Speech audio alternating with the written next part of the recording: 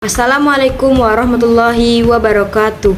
Hai semuanya, perkenalkan nama saya Intan Esbliadi dengan NIM 210161449 dari program studi Pendidikan Bahasa dan Sastra Indonesia dan Daerah pada mata kuliah Teori Pembelajaran Bahasa Indonesia dengan dosen pengampu yaitu Ibu Yulianti Rashid. Nah, teman-teman sekalian, pada video kali ini saya akan membahas atau mempresentasikan tentang pembelajaran berbasis proyek atau disebut dengan Project Based Learning atau disingkat dengan PBL. A. Pengertian Project Based Learning. Problem Based Learning atau PBL dalam bahasa Indonesia disebut pembelajaran berbasis masalah atau PBM, pembelajaran berbasis proyek atau Project Based Learning atau PJBL adalah metode pembelajaran yang menggunakan proyek atau kegiatan sebagai media. Pembelajaran berbasis masalah merupakan penggunaan berbagai macam kecerdasan yang diperlukan untuk melakukan konfrontasi terhadap tantangan dunia nyata, kemampuan untuk menghadapi segala sesuatu yang baru dan kompleksitas yang ada. Nah, pembelajaran berbasis masalah ini dapat diartikan juga sebagai metode mengajar dengan fokus pemecahan masalah yang nyata. Proses di mana peserta didik melaksanakan kerja kelompok, umpan balik, diskusi yang dapat berfungsi sebagai batu loncatan untuk investasi dan penyelidikan serta laporan akhir.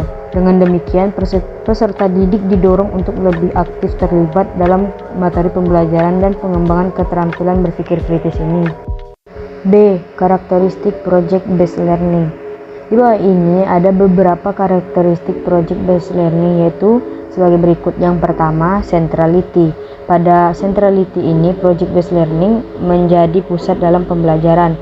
Yang kedua yaitu driving question, di mana Project Based Learning ini difokuskan pada pertanyaan atau masalah yang mengarahkan siswa untuk mencari solusi dengan konsep atau prinsip ilmu pengetahuan yang sesuai.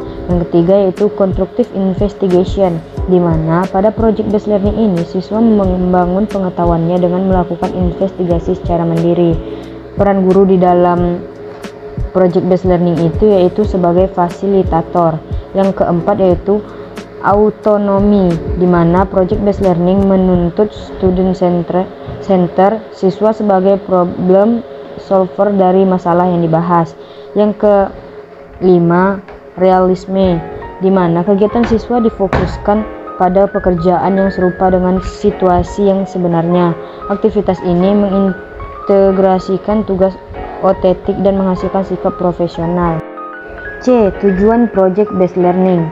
Di bawah ini ada beberapa tujuan Project Based Learning, antara lain yang pertama, meningkatkan kemampuan peserta didik dan pemecahan masalah proyek. Yang kedua, memperoleh pengetahuan dan keterampilan baru dalam pembelajaran. Yang ketiga, membuat peserta didik lebih aktif dalam memecahkan masalah proyek yang kompleks dengan hasil produk nyata.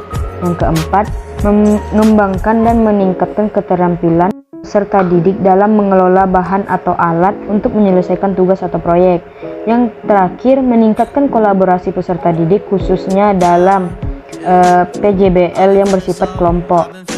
Yang D. Langkah-langkah pembelajaran Project Based Learning. Langkah-langkah PBL meliputi sebagai berikut. Yang pertama, menentukan pernyataan dasar. Yang kedua, membuat desain proyek. Yang ketiga, menyusun penjadwalan. Yang keempat, memonitor kemajuan proyek. Yang kelima, penilaian hasil. Dan yang keenam, evaluasi pengalaman. Pada pembelajaran Project Based Learning ini terdapat beberapa kelebihan dan kelemahan. Yang E. Kelebihan Project Based Learning. Model pembelajaran Project Based Learning ini mempunyai kelebihan sebagai berikut. Yang pertama, meningkatkan motivasi belajar peserta didik untuk belajar, mendorong kemampuan mereka untuk melakukan pekerjaan penting dan mereka perlu untuk dihargai. Yang kedua, meningkatkan kemampuan pemecahan masalah. Yang ketiga, membuat peserta didik menjadi lebih aktif dan berhasil memecahkan problem-problem kompleks. Yang keempat, meningkatkan kolaborasi. Yang kelima, mendorong peserta didik untuk mengembangkan dan mempraktikkan keterampilan komunikasi. Yang keenam, meningkatkan keterampilan peserta didik dalam mengelola sumber. Yang ketujuh, memberikan pengalaman kepada peserta didik, pembelajaran dan praktik dalam mengorganisasikan proyek dan membuat alokasi waktu dan sumber-sumber lainnya seperti perlengkapan untuk menyelesaikan tugas. Yang kedelapan, menyediakan pengalaman belajar yang melibatkan peserta didik secara kompleks dan dirancang untuk berkembang sesuai dengan dunia nyata. Yang kesembilan, membuat suasana belajar menjadi menyenangkan sehingga peserta didik maupun pendidik menikmati proses pembelajarannya. Selanjutnya, kekurangan atau kelemahan project based learning yaitu sebagai berikut. Yang pertama, pembelajaran berbasis proyek ini memerlukan banyak waktu yang harus disediakan untuk menyelesaikan permasalahan yang kompleks. Yang kedua, banyak orang tua peserta didik yang merasa dirugikan karena menambah biaya untuk memasuki sistem baru. Yang ketiga, banyak instruktur merasa nyaman dengan kelas tradisional, di mana instruktur memegang peran utama di kelas. Ini merupakan tradisi yang sulit, terutama bagi instruktur yang kurang atau tidak menguasai teknologi. Yang keempat, banyaknya peralatan yang harus disediakan. Oleh karena itu disarankan untuk penggunaan tim teaching dalam pembelajaran.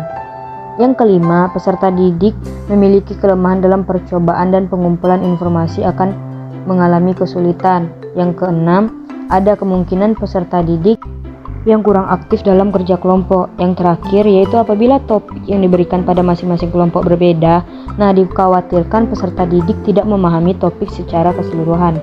Sekian dari presentasi saya. Apabila ada kesalahan saya mohon maaf, dan saya akhiri dengan wabillahi taufik walhidayah. Wassalamualaikum warahmatullahi wabarakatuh. Dadah.